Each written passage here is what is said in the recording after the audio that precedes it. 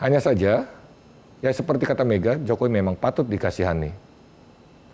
Karena sehebat-hebatnya sosok Joko Widodo yang memenangi beragam pemilihan, tetap saja Joko Widodo bukanlah penguasa ataupun pemilik partai politik.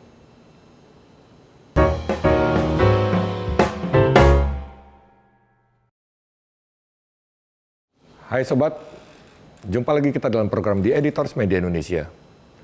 Ketua Umum PDI Perjuangan Megawati Soekarno Putri dalam peringatan hari ulang tahun ke-50 partainya menyentil berbagai hal. Mulai dari praktik korupsi kepala daerah, kader yang jarang turun ke masyarakat, hingga mengenai posisi Presiden Joko Widodo. Megawati menyinggung atau mengingatkan tentang pentingnya dukungan PDIP kepada Jokowi selama ini, sembari menyeratkan bahwa tanpa PDIP, nasib Jokowi akan berbeda. Lah iya, padahal Pak Jokowi kalau nggak ada PDI Perjuangan juga, aduh kasihan dah.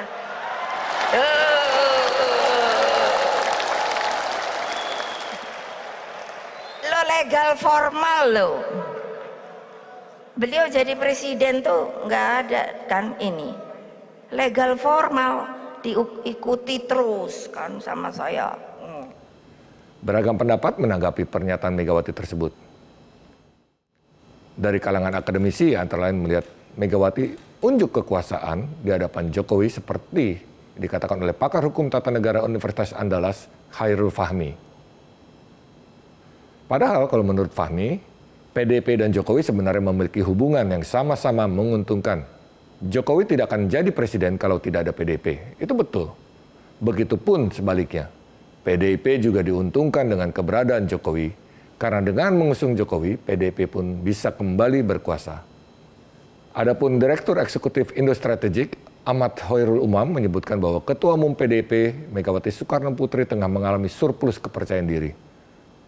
Adapun Guru Besar Ilmu Filsafat Universitas Pelita Harapan, Budi Hardiman menilai bahwa pernyataan Megawati itu terkesan meremehkan Presiden Jokowi dan secara etis itu tidaklah tepat. Kader partai sekalipun yang menang dalam Pilpres telah berubah status, fungsi dan substansinya menjadi kepala negara dengan segala martabat dan kehormatan yang disandangnya. Itu kata Budi. Lalu ada pakar hukum Universitas Jember, Aris Haryanto, yang menyayangkan ekspresi arogansi seorang pimpinan partai politik yang terkesan tidak menjunjung nilai-nilai etika berpolitik. Presiden seolah menjadi subordinat dari PDIP dengan klaim semacam ini. Ini dapat dimaknai bahwa Presiden harus tunduk secara absolut kepada PDIP, bukan pada konstitusi atau aspirasi rakyat yang dipimpinnya. Itu kata Aris. Sedangkan mantan deklarator Partai Amanat Nasional Abdillah Toha melalui kicauan di Twitter mengatakan Megawati telah meremehkan orang lain termasuk kepala negara. Profesor Megawati pada Ulta PDIP ke-50 hampir seluruhnya memuji dirinya sambil meremehkan orang lain, termasuk kepala negara kita yang hadir. Juga berkali-kali memerintahkan hadirin bertepuk tangan. Nasib negeri ini punya pemimpin sebuah partai terbesar yang tidak pernah diganti. Itu tulis Toha. Tahu nggak sih ibumu nih udah pinter, cantik, karismatik, pejuang apa nih? Lah kan udah punya pemimpin yang mestinya ada pertanyaan. Pemimpin masa depan yang ibu harapkan itu seperti apa? Hai, aku bilang, kok lu nggak ngeliatin gue ya? Di sisi lain, sejumlah politisi PDIP pun menanggapi atau memberikan tafsir terhadap pernyataan Megawati. Seperti Hendrawan Supratikno yang meminta masyarakat memahami konteks pernyataan Megawati. Menurutnya, acara peringatan ulang tahun itu adalah sebuah forum ketua umum partai yang sedang berbicara kepada kadernya, termasuk Presiden Jokowi. Sekjen PDIP Hasto Kristianto menganggap pernyataan Megawati itu sebagai bentuk kasih sayang Megawati kepada Jokowi. Sedangkan Putra Nababan dalam beberapa cuitannya di akun Twitter menilai banyak yang memelintir atau berupaya mengadu domba Megawati dengan Jokowi atau Ganjar Pranowo. Nah, bila kita melihat sosok Megawati, putri dari mendiang Presiden Soekarno itu memimpin PDIP sejak tahun 1999. alias ya sudah lebih dari 2 dekade. Tetapi Megawati sebenarnya sudah terjun ke politik praktis sebelum terbentuknya PDI Perjuangan, yakni saat dia terpilih menjadi anggota DPR dari PDI atau Partai Demokrasi Indonesia periode 1987 sampai 92. Megawati juga telah meniti karir politik dari ya cukup bawah, yaitu ketika dia menjabat sebagai Ketua DPC PDI cabang Jakarta Pusat. Lalu pada periode 99 alias pasca reformasi, PDIP di bawah kepemimpinan Megawati berhasil memenangi pemilu legislatif dan luar biasa suaranya, yaitu sekitar 35,6 juta suara dan 153 kursi DPR. Dan pada 1999, pemilihan presiden itu berbeda dengan saat ini, yaitu dilakukan dalam forum sidang umum MPR yang terdiri dari anggota DPR dan utusan golongan serta daerah. Pemilihan dilakukan dalam 2 putaran. Di tahap pertama diikuti oleh 2 calon presiden, yaitu Megawati dan Abdurrahman Wahid.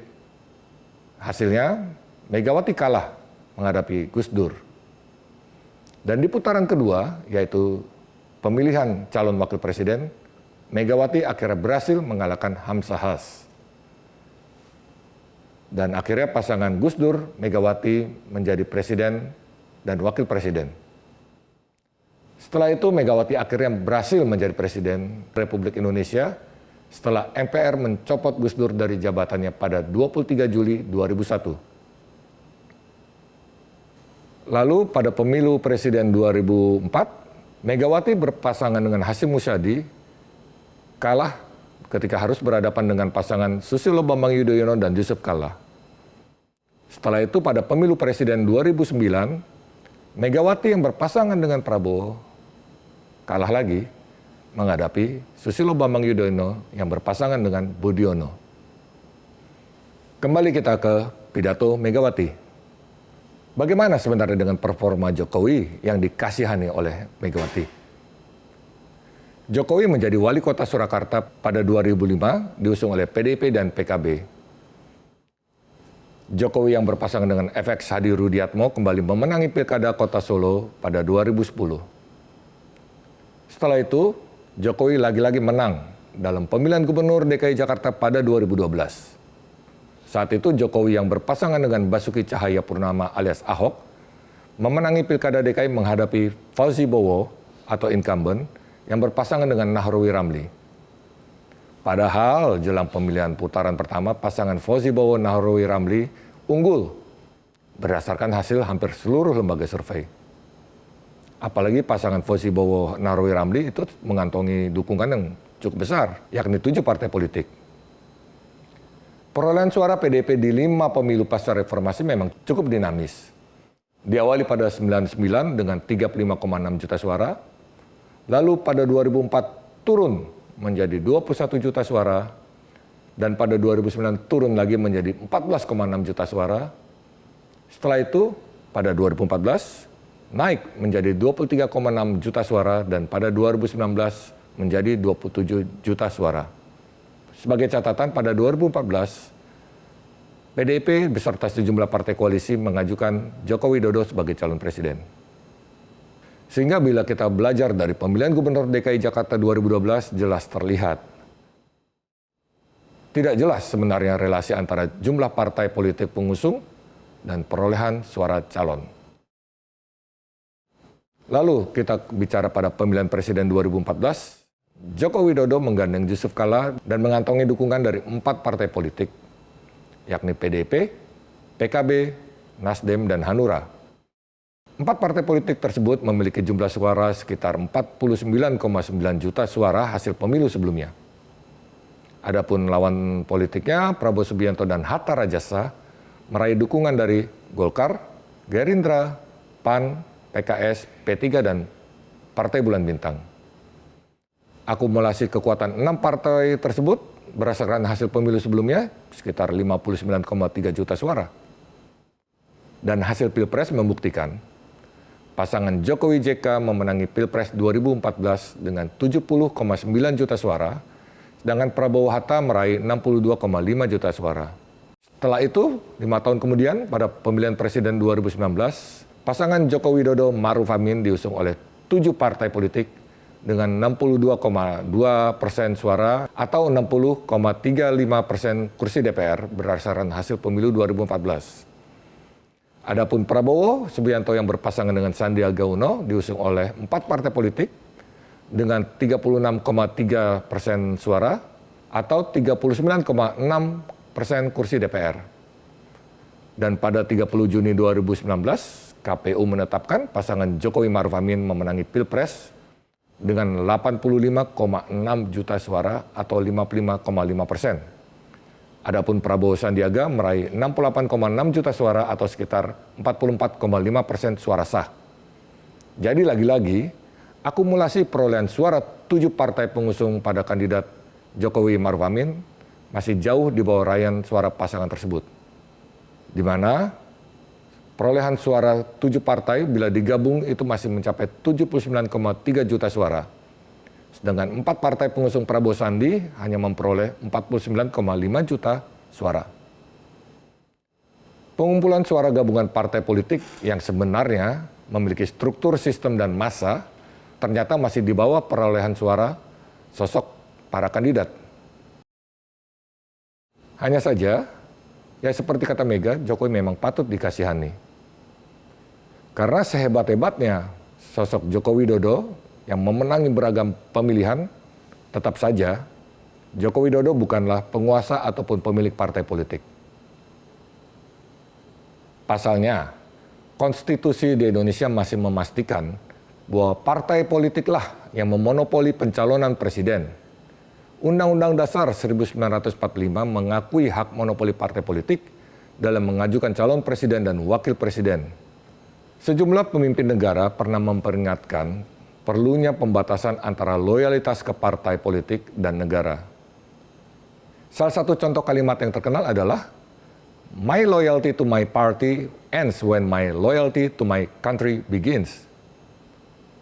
Kalimat yang pernah diucapkan oleh Presiden Persemakmuran Filipina pada periode 1935 sampai 1944, Manuel L. Quezon dan Presiden Amerika Serikat John F. Kennedy. Apalagi sebenarnya Indonesia masih mengakui kalau presiden itu adalah juga kepala negara. Sehingga sudah sepatutnya lah menempatkan kepala negara di posisi yang sangat-sangat terhormat. Ketika seorang sudah terpilih menjadi kepala negara, tentu harus diakui dan dihormati oleh seluruh warga negara. Karena tentu tidak bisa seorang menjadi kepala negara hanya bagi pemilih atau partai politik pengusung. Dan tidak mungkin juga warga negara tidak mengakui presiden hanya karena tidak merasa memilihnya. Kan tidak mungkin ada 2 kepala negara di satu Indonesia. Lalu apakah dengan mengungkit-ungkit peran diri sendiri dalam pencalonan atau mengingatkan posisi petugas partai terhadap seorang kepala negara itu mencerminkan bentuk penghormatan terhadap posisi kepala negara?